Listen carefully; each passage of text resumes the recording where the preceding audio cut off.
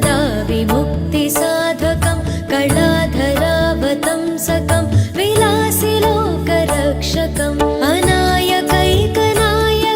विनाशिते भदैत्यकं नताशुभाशुनाशकं नमामि तं विनायकम् पद्मनेत्रप्रथमपूज्य पावनाय पाहि मां विरजहस्तविमलगात्र पावनाश रक्ष माम्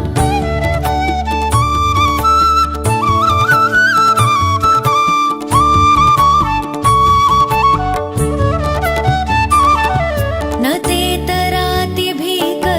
नवोदितार्कभास्वरं न मत्सुरारिनिर्जरं न ताधिकापदुद्धरं सुरेश्वरं निधीश्वरं गजेश्वरं गणेश्वरं महेश्वरं तमाश्रये परात्परं निरन्तरं दन्तिकाय धनप्रदाय देवदेव पाहि मां मूषिकेश मोक्षदाय मङ्गलाय रक्ष माम्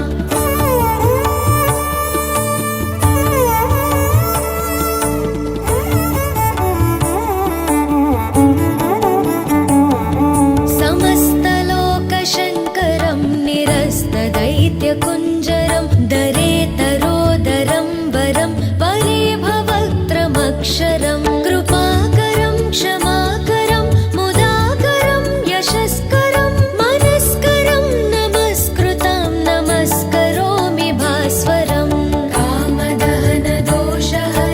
एकदन्त पाहि मां भक्तसुलभ भवनुताय शिवसुताय रक्ष माम्